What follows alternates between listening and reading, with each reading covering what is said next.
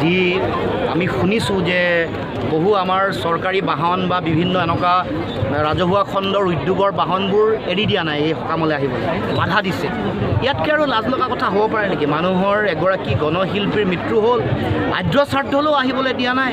মুখ্যমন্ত্ৰীয়ে সেইগৰাকী শিল্পীৰ সম্পৰ্কত এটা শব্দ বা বাক্য ক'বলৈ 15-20 দিন লাগে।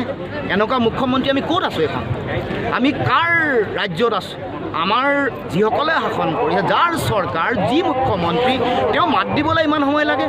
আমি চাকৰিৰ দাবী কৰিছিলোঁ, সংস্থাপনৰ দাবী কৰিছিলোঁ, ক্ষতিপূৰণৰ কথা 5 লাখ টকা দিবলৈ 15 দিনৰ পিছত মুখ্যমন্ত্ৰীয়ে হাৰ পায়। ইয়াতকৈ লাজ লগা কথা থাকিব নোৱাৰে। এইটো মই ভাবোঁ যে ইয়াৰ হিচাপ নিকাচ জনতাই কৰিব। আজি বহুতে যিসকলে ভাবি আছিলে মঞ্চত হাজাৰ হাজাৰ মানুহ দেখি মানে যিসকলে নিজকে মানে শিল্পীয়ে ভাবি আছিলে, ৰজাগৰীয়া যিসকল শিল্পী, আপোচ কৰা যিসকল শিল্পী, তেওঁলোকে ভাবিছিলে যে আমি এনেকুৱা স্বীকৃতি হয়তো পাম ভৱিষ্যতে। কিন্তু ৰাইজক মঞ্চ নিদিয়া বা মঞ্চ নোপোৱা ৰাজীৱ হদিয়াৰ মৃত্যুৰ পিছত জনতাই বুজাই দিলে জনগণৰ যিখন মঞ্চ, সেইখন মঞ্চ জনগণৰ হৃদয়ত ৰখা যিখন মঞ্চ, তাতকৈ একো ডাঙৰ কথা হ'ব নোৱাৰে। সেইটোৱে প্ৰকৃত স্বীকৃতি আজি পাইছে। হয়, মানুহগৰাকী সংস্থাপনৰ ক্ষেত্ৰত আপুনি কিবা এটা কৰিছিল? পুনৰ দাবী উত্থাপন কৰিছোঁ। অইল ইণ্ডিয়া লিমিটেড কৰ্তৃপক্ষক আমি দাবী উত্থাপন কৰিছোঁ চাকৰি দিবৰ কাৰণে, আৰু সেই ক্ষেত্ৰত বিহিত ব্যৱস্থা যাতে অইল ইণ্ডিয়া লিমিটেডে লয়। কাৰণ এই কথাটো উপলব্ধি কৰিব লাগিব যে এগৰাকী সন্তান আছে, সৰু সন্তান আছে, ঘৰটো গোটেই ৰাজীৱ হদিয়াই গোটেই পৰিয়াল চলাই আছিল, পত্নী আছে। গতিকে এই সময়ত অইল ইণ্ডিয়া লিমিটেডক যিহেতু আমি জাতীয় এটা অনুষ্ঠান বুলি আমি কওঁ, অইল ইণ্ডিয়া লিমিটেডে আমাৰ সম্পদৰ উৎপাদন আৰু খনন বহুত দিনৰ পৰা কৰি আছে। গতিকে তেওঁলোকৰ এগৰাকী গণশিল্পীৰ প্ৰতি দায়িত্ব আছে চাকৰি দিবলৈ। সেইকাৰণে মই দাবী উত্থাপন কৰিছোঁ পুনৰ আজি ৰাজহুৱা আদ্য শ্ৰাদ্ধৰ দিনটোতো একে বাৰ্তা দিব খুজিছোঁ অইল ইণ্ডিয়া লিমিটেড কৰ্তৃপক্ষক যে এইবোৰ কথা গভীৰভাৱে হৃদয়ংগম কৰক।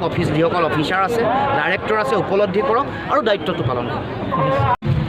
ৰাজীৱ হদিয়াৰ আজি ৰাজহুৱা আদ্য শ্ৰাদ্ধ উপলক্ষে আমি কাৰ্বি আংলং জিলা আপু অৰ্থাৎ Assam press correspondent union Karbi Anglong জিলা সমিতিৰ হৈ আমি উপস্থিত হৈছোঁহি এই আদ্য শ্ৰাদ্ধস্থলীত।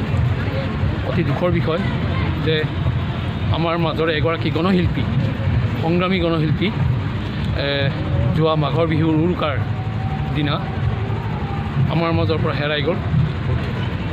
তেখেতৰ যি গীত মাত, তেখেতৰ যি কথা, যি সংগ্ৰামী, যি বিপ্লৱী গীত মাত, যি বিপ্লৱী কথা, সেই কথা আমি আমাৰ মাজত চিৰজীৱন জীয়াই ৰাখিবই লাগিব।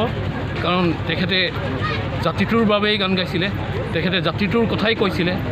জাতিক উদ্বুদ্ধ কৰি তেখেতে যিখিনি গীত মাত, যিখিনি কথা কৈ গৈছিলে, সেইখিনি কথা আমাৰ অসমীয়া সমাজৰ, আমাৰ অসমীয়া বৃহত্তৰ অসমীয়া জনগোষ্ঠীৰ কাৰণে অতিকৈ প্ৰয়োজনীয়।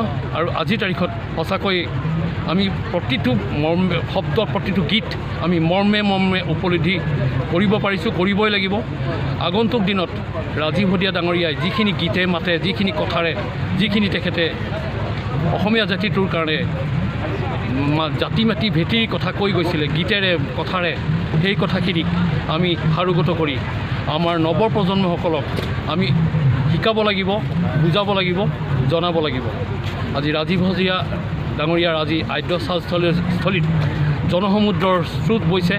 আজি অগণন অসমৰ ইমূৰৰ সিমূৰৰ পৰা, অসমৰ গাঁৱে ভূঞে, নগৰে চহৰে, বিভিন্ন প্ৰান্তৰ পৰা আজি ইয়াত জনসমাগমৰ সোঁত বৈছে।